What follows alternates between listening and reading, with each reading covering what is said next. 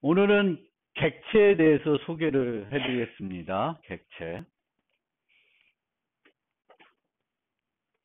객체에 대한 소개하기에 앞서서 어떤 교재에 나온 내용인데 재미있어서 소개를 하려고 합니다. 제목은 의자 전쟁이고요. 그래서 소프트웨어 회사에 팀장이 자기 직원이 2명 있는데 개발자 2명인데 철수와 미미 둘이 있어요. 그래서 이 2명의 실력을 검증하기 위해서 똑같은 스펙을 주고 프로그램을 만들도록 했습니다. 그래서 잘 짜는 사람한테 고급 의자를 주겠다. 그래서 이 제목이 의자 전쟁이에요. 그럼 뭘 해야 되냐?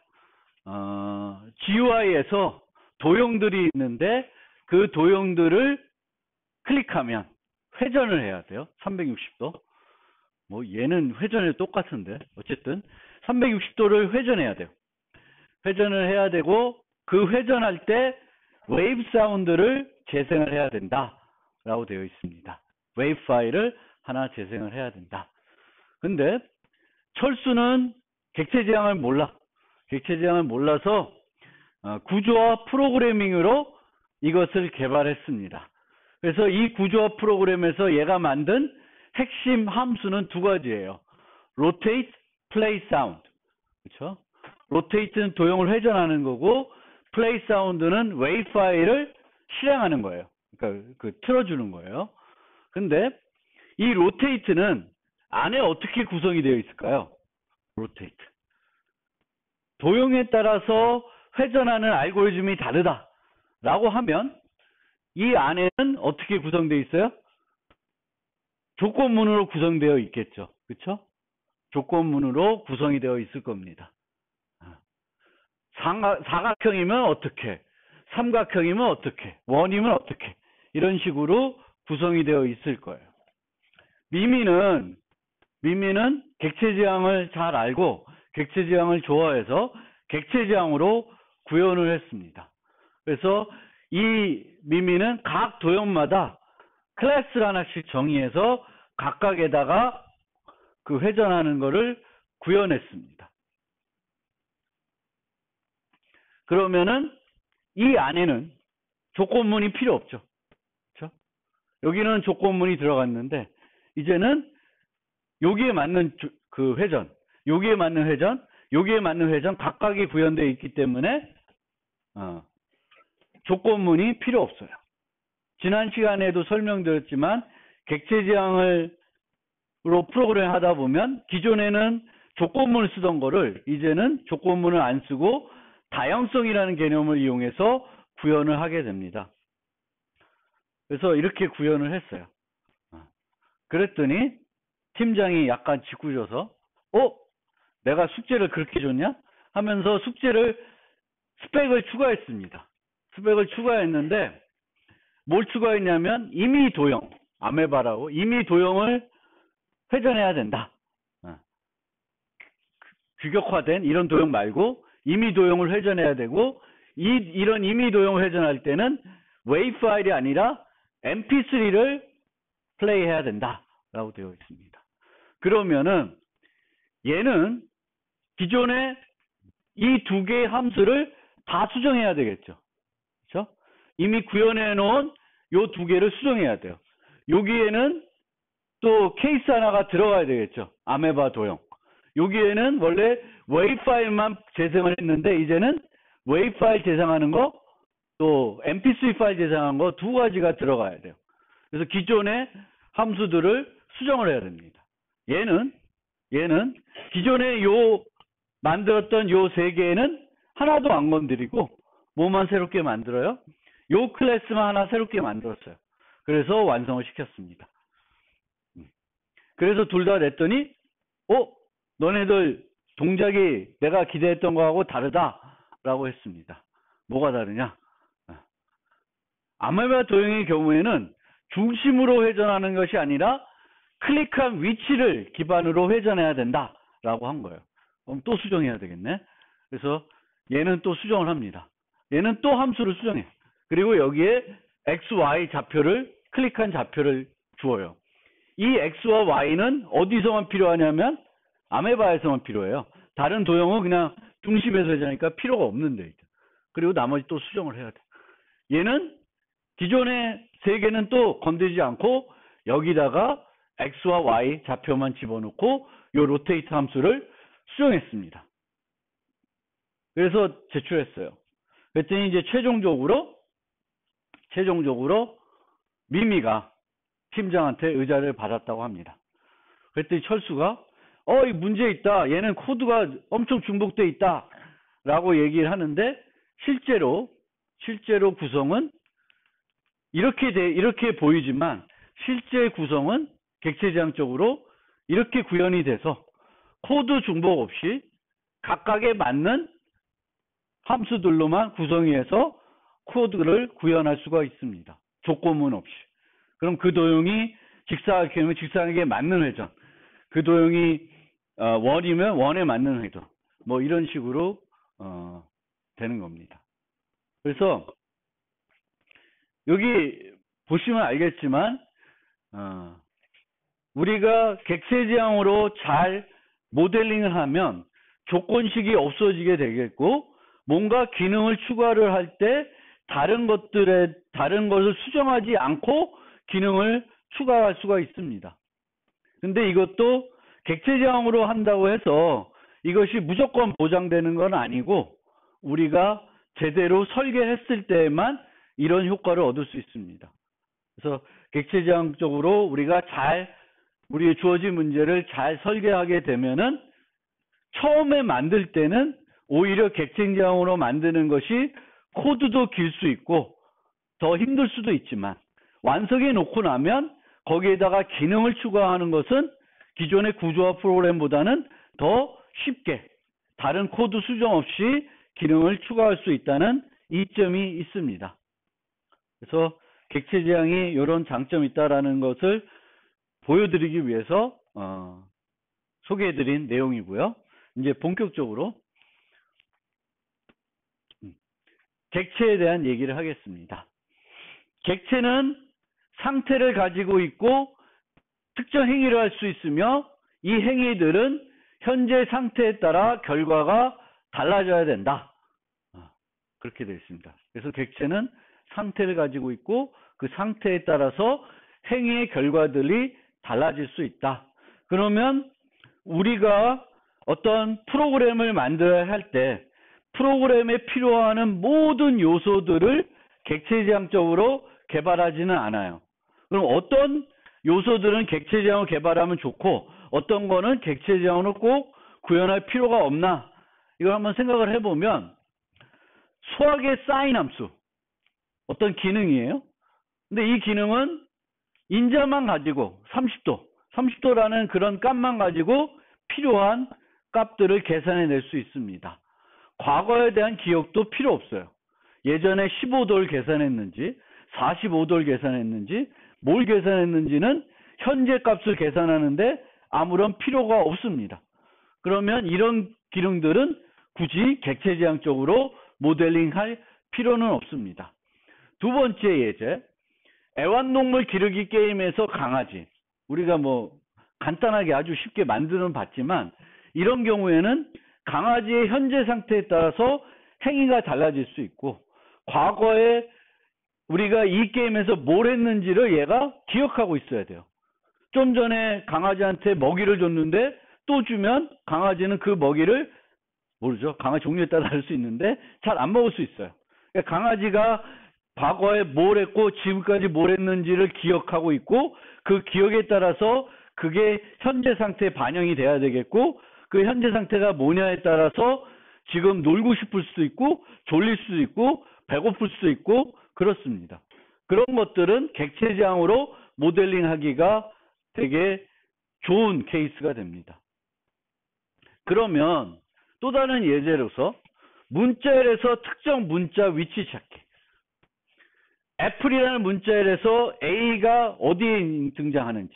등장하지 않으면 뭐 -1. 등장하면 위치면 보통 우리가 이런 함수는 A 여기 위치하네요. 그럼 뭘 줄까? 값으로. 등장한 위치면 2를 줄까? 0을 줄까? 0을 주겠죠. 보통 우리가 3개인 정보들은 0을 주게 되겠습니다. 그러면 이런 기능을 하는 함수를 또는 뭐 기능을 만들어야 된다. 그럼 이렇게 아까 사인 함수처럼 함수를 만들 수도 있어요. 그래서 함수를 만들어서 문자를 주고 여기다가 문자 주는 거예요. 그러면 요 인자를 가지고 원하는 기능 다 구현할 수 있습니다. 과거에 뭘 찾았고 어떤 문자를 가지고 했는지는 이 인덱스 오브에서 아무런 의미가 없어요. 그럼 얘는 객체지향으로 별로 모델링할 필요가 없는, 쟤랑 별 차이가 없는 메소드일 수도 있습니다. 그런데 우리가 또 객체지향에서는 이런 걸 하나 잘 보셔야 돼요. 데이터와 데이터를 처리하는 함수를 하나의 틀로 구현한다 라는 측면이 있습니다. 그럼 이런 측면에서 보면 이렇게 하는 게 아니라 애플이라는 데이터 중심으로 함수라는 형태로 프로그램을 구성할 수도 있습니다. 이거는 객체지향적으로 충분히 사용할 수 있고 자바에서는 이렇게 사용합니다. 객체지향적으로. 그래서 이렇게 인자만 필요한 기능이라고 해서 무조건적으로 함수로 만들 수도 있겠지만 객체지향적으로 만들 수 있어요. 근데 쟤는 이런 식으로 30, 사인 이렇게는 쓰기는 힘들 거예요. 그렇죠? 정수라는 거에 정수를 하나 필요로 하는 모든 정수 중심으로 뭔가 함수로 호출한다는 거는 조금 어색하죠. 약간. 그래서 그거는 좀 그렇고 얘네들은 이런 의미에서 데이터와 데이터. 그러니까 얘가 두 번째 애가 좀 더 객체지향에서 와닿는 예제예요. 근데 얘도 객체지향적으로 이렇게 데이터를 한다는 개념에서는 얘네들도 객체지향적으로 모델링해서 이렇게 처리해요. 를 객체로 모델링하고 그 문자열과 관련된 어떤 연산을 하고 싶으면은 문자열 중심으로 연산을 호출하는 거예요. 예전에 이런 스타일이고 지금은 이런 스타일로 객체지향에서는 프로그래밍 할 수 있습니다. 한 종류의 객체가 프로그램 내에 여러 개가 있을 수 있고요. 여러 개를 만들어야 될 수도 있고 한 객체를 여러 번 사용할 수도 있습니다. 그러기 위해서는 이제 식별자라는 게 그 객체들을 식별하기 위한 뭔가가 필요하게 되겠고 프로그래밍에서는 변수라는 걸 가지고 식별을 하게 됩니다. 요 객체는 A, 저 객체는 B 같은 종류인데 그래서 다음에 그 객체를 접근하고 싶으면은 아까 붙였던 이름인 A를 가지고 접근하고 얘는 B를 갖고 접근하는 겁니다. 그래서 변수가 식별자다. 그래서 보통 객체의 3대 요소 그러면 상태, 행위, 식별자 이렇게 얘기해요. 그리고 특정 종류의 객체가 어떤 상태를 가지고 어떤 행위를 할 수 있는지를 나타내기 위해서 정의하기 위해서 클래스를 정의합니다. 그리고 상태는 데이터로 표현되기 때문에 멤버 변수라는 걸 정의해서 정의가 되고요. 행위는 함수로 구현되고 이런 행위들을 우리가 메소드라고 합니다. 그리고 이 데이터와 이 데이터를 처리하는 함수를 하나의 틀로 정의했기 때문에 그거를 우리가 객체지향 용어로 캡슐화 한다 그러고 이 캡슐화의 또 중요한 특징은 객체지향의 중요한 특징은 여기에 뭐가 추가된다? 접근 제어라는 기능이 추가돼요. private, int age, 뭐 public, 뭐 이렇게 해가지고 각각 함수, 멤버 변수, 메소드에 대해서 접근 제어를 통해서 강건성, 프로그램의 강건성을 높일 수가 있습니다. 오류를 줄일 수 있다는 거죠. 클래스만 정의하면 아무런 의미가 없고 필요한 시점에 객체들을 생성해서 이들에게 우리가 필요한 일을 하도록 메소드를 실행해 시켜줘야지만 우리가 원하는 기능들이 수행되겠습니다. 객체 행위는 클래스의 메소드 구현되지만 클래스에 정의된 모든 메소드를 외부에서 사용할 수 있는 건 아니고 외부에 사용할 수 있도록 오픈, 개방해 놓은 퍼블릭 메소드만 사용할 수 있습니다. 보통 필요하면 한 클래스에 동일 이름의 메소드를 여러 개 정의할 수 있고 이를 다중정의, 영어로는 오버로딩이라고 그래요. 오버로딩. 그리고 오버로딩은 컴파일러가 이들을 구분할 수 있어야 되기 때문에 인자의 개수와 타입이 달라야 됩니다.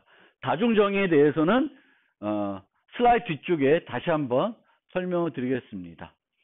보통 아까도 얘기했지만 우리가 클래스를 정의하는 것은 그 클래스의 객체들을 여러 개 생성하기 위해서 보통 정의해요. 그런데 때에 따라서는 한 종류의 객체를 여러 개 생성하겠지만 때에 따라서는 개수를 제한해야 될 경우도 있습니다. 특히 그 제한한 이유가 논리적으로도 그렇게 필요할 수도 있고 효율성 때문에도 그럴 수가 있습니다. 그래서 하나만 생성하도록 제한하는 경우도 있는데 이럴 경우에는 이거를 싱글톤 객체라고 해요. 전문 용어로는. 그래서 우리가 쓰는 system.out, c프레스는 cout 이런 객체들이 대표적인 싱글톤. 걔는 하나만 딱 만들어요. 콘솔, 스크린을 나타내는 객체 하나. 여러 개 만드는 게 오히려 이상해요. 뭐 우리가 학생 종합정보 시스템 만든다. 학생을 여러 개 만들 수 있죠. 여러 명 필요할 수 있는데 학교를 나타내는 객체는 하나만 만들면 되겠죠. 학교가 여러 개 있지는 않을 테니까. 학교 안에 학생들은 여러 명 있고 교수는 여러 명 있을 수 있어도 학교는 여러 개가 아니에요. 그래서 그런 논리적인 이유로 우리가 제한할 수도 있고 효율성을 위해서도 제한을 할 수가 있습니다. 자, 프로그램에 사용되는 모든 값은 어떤 특정 자료 유형 또는 타입에 속합니다. 우리가 사용하는 데이터는 어떤 타입이냐? 그래서 CSE 이렇게 문자열은 스트링 타입이고 뭐 얘는 이건데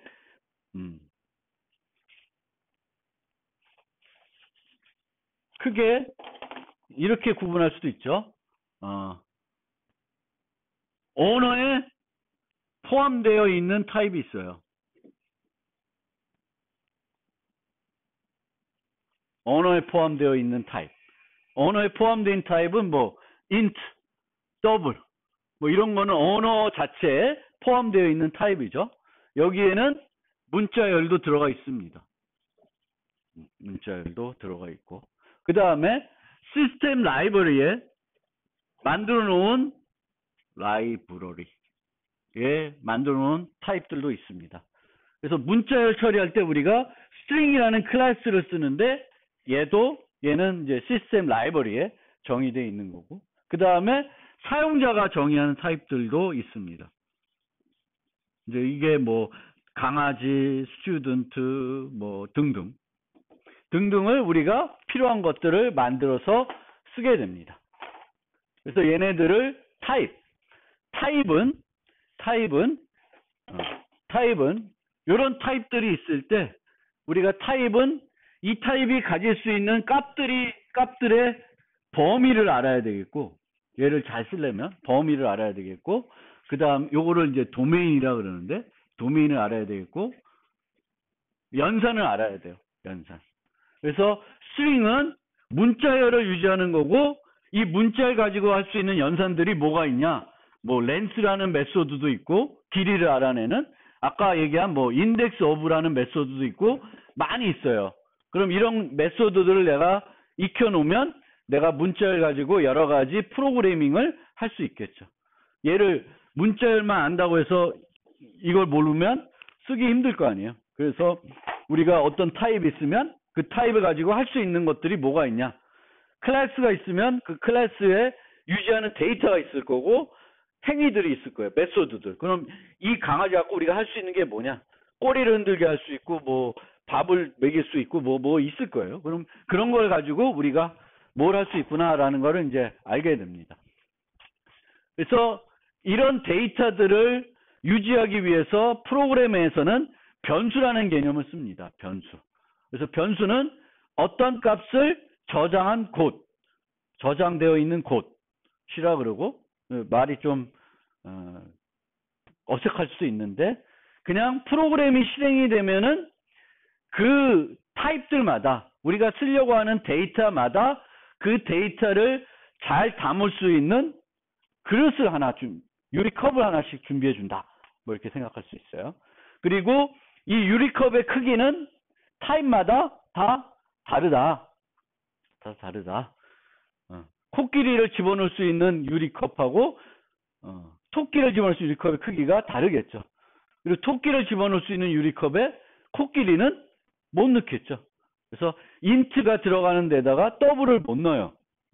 그렇게 생각하면 되겠고, 이 컵에는 뭐가 붙어 있어요? 이름표를 붙여요. 이름표. 그래서 나중에 내가 그 값을 또 접근하고 싶으면 요 이름표가 A면 A라는 이름을 가지고 요 토끼를 접근할 수 있습니다. 그래서 값의 종류에 따라 필요한 공간이 다르다. 요 컵의 크기가 다르다라는 거예요. 자바는 뭐 쓰는 거는 변수를 만들고 선언하고, 쓰는 거는 C나 C++하고 큰 차이 없습니다. 변수 타입 이름하고 이름. 타입 이름을 알면, 타입을 알면 얼마만큼 크기의 컵을 준비해야 되는지 알 수 있습니다. 그리고 요 이름을 통해서 여기다가 어떤 이름표를 붙일 것이냐가 결정이 되는 거죠. 그리고 변수는 선언과 동시에 초기화될 수 있습니다.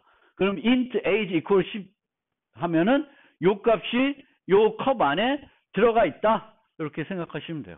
그래서 우리가 변수가 뒤에 나올 거지만 미리 설명드리면 두 종류가 있어요. 값 타입. 이거를 참조 타입 뭐 이렇게 얘기하기도 하는데, 값 타입은 값 자체가 요 컵 안에 들어가 있는 거예요. 이름표가 붙어 있고 컵 안에. 참조 타입은 이름표 안에 값이 안 들어가 있어요. 값은 다른 데 들어가 있습니다. 다른 데. 뭐 20 다른 데 들어가 있어요. 대신 참조 타입은 요 컵이 어디 있는지 위치 정보를 알고 있습니다. 그리고 위치 정보만 알면 가서 요 값을 조작하거나 접근할 수 있습니다. 그래서 C에서는 이런 게 포인터 타입이 있고, C++에는 포인터 타입도 있고 참조 타입도 있습니다. 레퍼런스 타입도. 그래서 자바도 값 타입이 있고 참조 타입이 있습니다. 그래서 두 종류가 있고, 두 종류, 값 타입, 참조 타입. 값 자체를 유지하냐? 값 자체가 아니라 값이 있는 위치 정보를 유지하냐? 이제 그런 정보가 되겠고, 변수 사용 측면에서 C&, C++보다 자바는 타입에 대해 매우 엄격하다. 왜? 강건성을 중요시했습니다.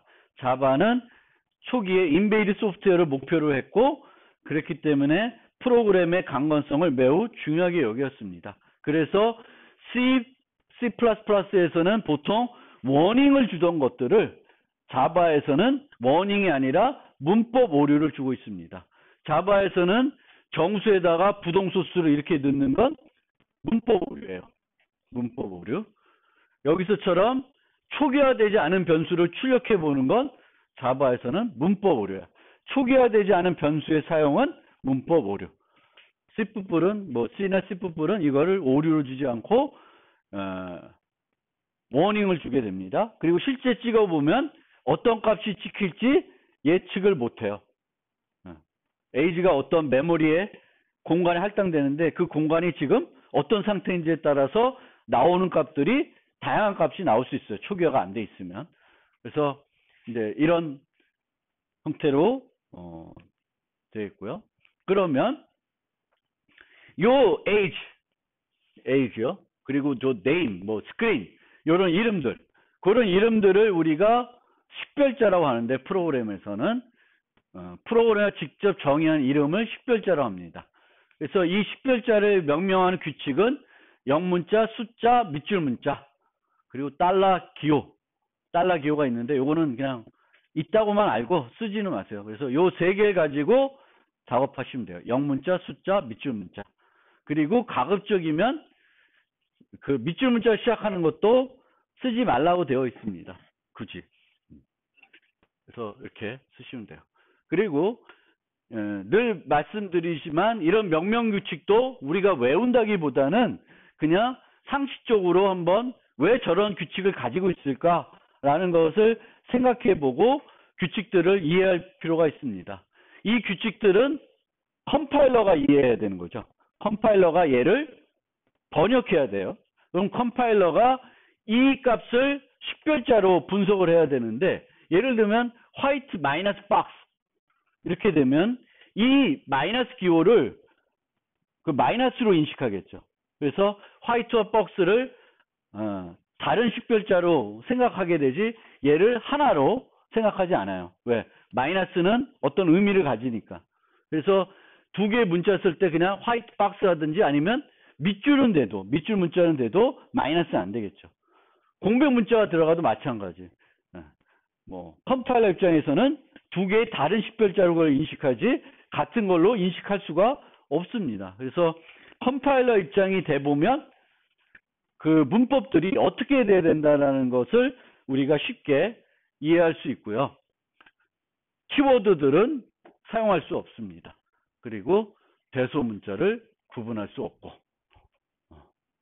근데 식별자는 종류에 따라 통일성 있게 정의하는 것이 가장 중요합니다. 그래서 식별자의 형태만 보면 이것이 어떤 종류의 식별자인지 우리가 알 수 있도록 해야 돼요. 그래서 프로그램 할 때 가장 널리 사용되는 그 관례가 뭐냐면은 클래스나 새로운 타입 이름은 대문자로 시작하는 거예요. graduate, student 뭐 이렇게. 두 개의 문자면 첫 문자만 대문자로 이렇게 씁니다. 이걸 낙타표기법이라고 그러고, 변수와 메소드 이름은 소문자로 시작합니다. 소문자. get name, 뭐 student 뭐 이렇게 이제 소문자로 시작하겠고, 변수와 메소드 이름이 모두 소문자로 시작하지만 구분할 수 있다. 어떻게 구분하냐 하면은 메소드 이름은 어디서 쓰이냐면은 메소드를 정의할 때와 메소드를 호출할 때 쓰입니다. 그리고 그때마다 다 항상 이름 뒤에는 뭐가 와요? 가로가 와요.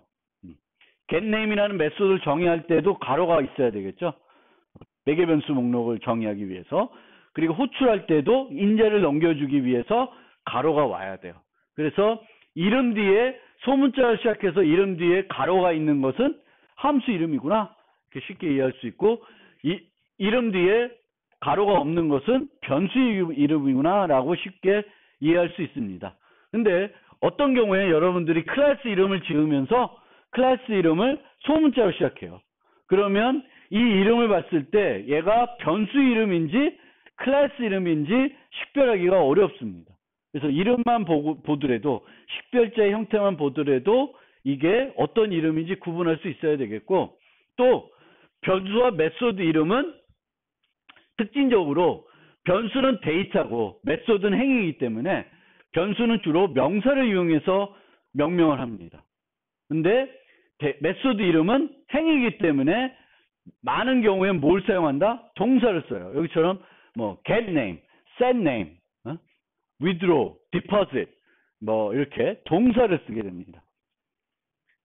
메소드 변수 이름은 age, name 뭐 이렇게 명사가 되겠고요. 사람, 이름, 뭐 나이, 뭐 학번 뭐 이런 거가 되는 거예요. 그래서 그렇게 되겠고, 메소드 이름은 반환 타입이 있는 경우에는 반환하는 값을 설명하는 이름을 사용해야 된다. 이 얘기는 반환 타입이 있는 경우에는 이 반환 타입이 함수에 중요한 역할을 하는 거예요. 출력이 뭔지를 우리가 그걸 사용하기 위해서 이 함수를 호출한다고 생각하시면 돼요. 근데 여러분들이 만들 때 이 함수는 이 호출하는 반환하는 값은 별로 중요하지 않고 그 안에서 하는 일이 더 중요하다. 그럼 뭔가 좀 이상한 거예요. 함수를 구성하는 것 자체가. 그래서 반환 타입이 없는 경우에는 메소드가 하는 일을 설명하는 거예요. 그래서 제가 다시 한번 얘기하면은, 예를 들면 이 함수에서 어떤 중요한 일을 하고 그 중요한 일이 성공했는지 실패했는지, 성공했는지 실패했는지 알리기 위해서 반환 값을 쓸 수도 있죠. 근데 그런 경우에는 자바나 C++에서는 반환 값을 안 써요. 보통 예외 처리를 하게 됩니다. 예외 처리를. 그래서 그럴 경우에는 이제 반환 타입이 없는 형태로 만들 수가 있습니다. 그래서 이 메소드 이름은 반환 타입이 있는 경우에 반환 값을 설명하도록 잘 서술해 주시면 되겠고, 명명해 주면 되겠고, 반환 타입이 없는 경우에는 그 함수가 하는 일을 잘 설명하게끔 이름을 지으면 되고, 이름 짓기가 애매하다. 그러면 그 함수가 하는 일이 너무 복잡할 수 있어요. 그러면 그 함수가 좀 쪼개져야 된다라고 생각할 수도 있습니다. 그리고 복합 타입의 변수는 종종 끝에다가 s를 붙이는 경우도 많아요. 안 붙일 수도 있는데. 근데 여러분들이 그냥 일반적인 값을 쓰는데 복수 쓰지 마세요. 복합 타입도 아닌데 복수 쓴다. 그러면 그게 또 혼란스러울 수 있어요. 그래서 복합 타입에 이 s를 붙이는 건 좋은데 안 붙이더라도 일반 타입에는 s 붙이지 마세요. 그래서 s가 붙이면 우리는 통상 쟤는 학생 하나가 아니라 학생을 여러 명 유지하는 타입이구나 이렇게 인식하게 돼요.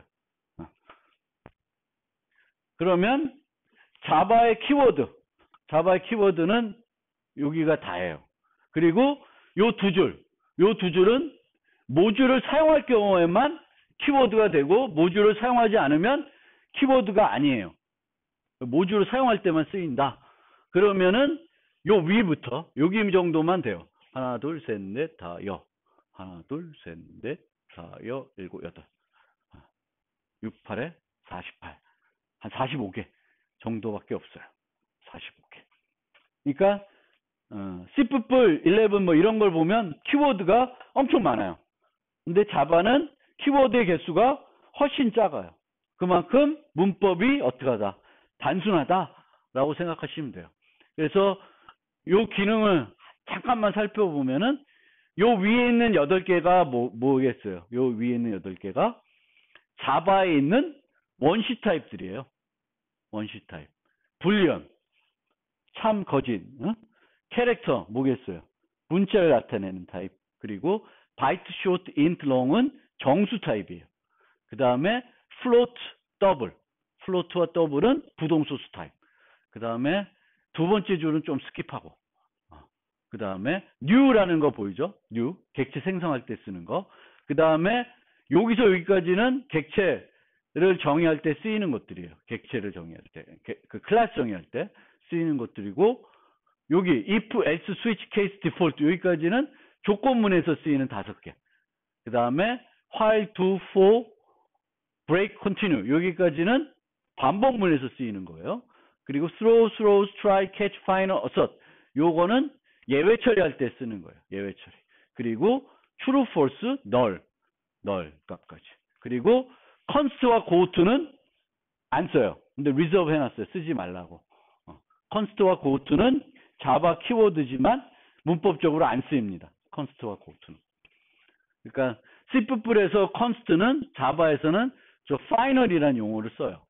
혹시 궁금하신 분은 이렇게 되어 있습니다.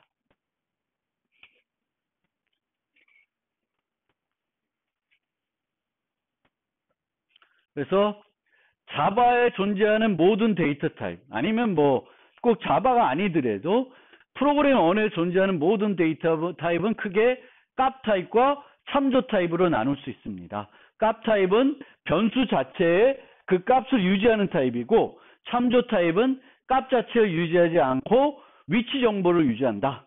위치 정보를 유지하는 것도 헷갈리시면은 제가 설명하는 또 다른 방법은 요 컵 안에 뭐가 들어있다? 리모컨이 들어있다. 그래서 리모컨만 있으면은 그 값을 내가 어디서든지 원격에서 조정할 수 있다. 그래서 리모컨이 들어간다. 그래서 자바는 총 8가지의 원시 타입이 있어요. 아까 얘기한 요 8가지 원시 타입이 있습니다. 원시 타입은 값 타입이에요. 원시 타입들은 다 값 타입입니다. 원시 타입은 다 값 타입이고 값 타입이고 이들 원시 타입을 제외한 모든 타입은 자바에 있는 모든 타입은 참조 타입이에요. 참조 타입입니다. 그래서 원래 원시 타입의 반대의 개념은 복합 타입입니다. 복합 타입. 그러니까 원시 타입은 값을 하나만 유지하는 타입이에요. 하나만 유지하는 타입. 복합 타입은 값을 하나 유지하는 게 아니라 여러 개를 유지합니다. 그래서 배열, 문자열, 구조체들은 복합 타입에 해당되는데, 그러니까 개념이 값 타입, 참조 타입, 원시 타입, 그리고 얘 비교되는 게 복합 타입이에요. 이렇게 구분하시면 돼요. 그러니까 반대되는 개념이다. 그리고 자바에서는 원시 타입은 모두 다 값 타입만 쓸 수 있어요. 자바에서는 원시 타입에 대한 참조 타입은 없습니다. 만들 수가 없어요.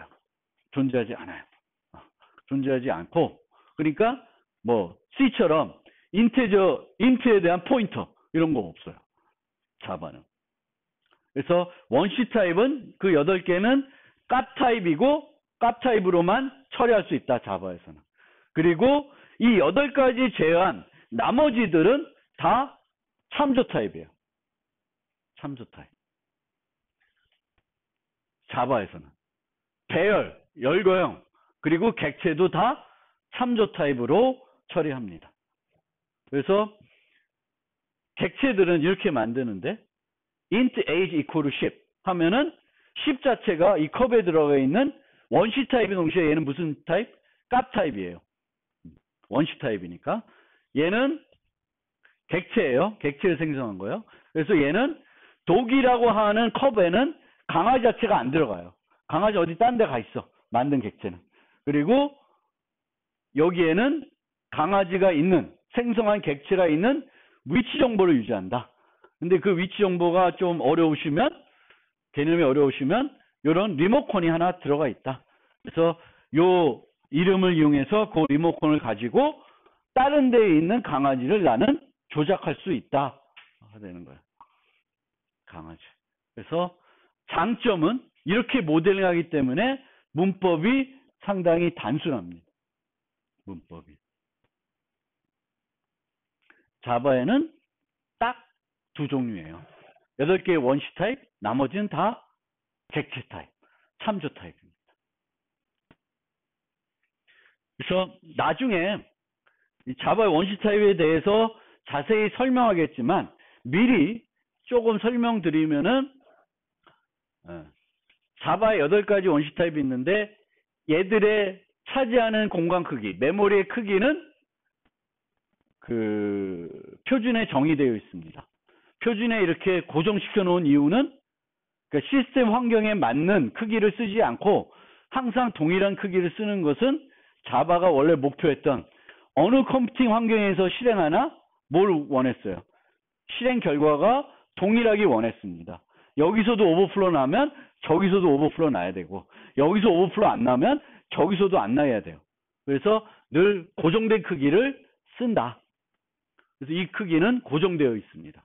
어떤 컴퓨팅 환경이든지 손목시계에 돌아가는 자바든지 핸드폰에 돌아가는 자바든지 냉장고에서 돌아가는 자바든지 컴퓨터에서 PC에 돌아가는 자바든지 요 크기들 원시 타입의 크기는 늘 고정되어 있습니다. 그리고 정수가 4개, 부동소수가 2개가 있습니다. 그리고 C와 비교해 보면 C에서는 정수의 경우에는 unsigned가 있고 signed가 있죠. signed가 있고 unsigned가 있습니다. signed면 마이너스 몇부터 플러스 몇까지 쓸 수 있고 unsigned면 0부터 플러스 2배로 더 큰 양수만 사용할 수 있습니다. 근데 자바는 unsigned 개념이 없어요. 항상 signed 타입만 존재를 합니다. signed 타입. unsigned가 없다. unsigned가 없다. 그리고 또 차이점. 캐릭터는 원래 C에서는 몇 바이트예요, 캐릭터가? 1바이트입니다. 캐릭터는 그 C가 만들 당시에 기본적으로 많이 썼던 코드가 ASCII 코드이고 ASCII 코드는 7비트. 7비트. 그래서 1바이트로 처리를 했습니다. 근데 자바는 만들 때부터 다국 언어를 지원하자. 그러니까 영어만 지원하는 게 아니라 다양한 언어를 지원하자. 그래서 기본적으로 유니코드라는 걸 썼고 2바이트로 썼습니다. 근데 2바이트로 해도 전 세계의 모든 언어를 나타내지는 못해요. 그래도 얘는 출발이 2바이트로 출발했다. 이렇게 이해하시면 되겠습니다.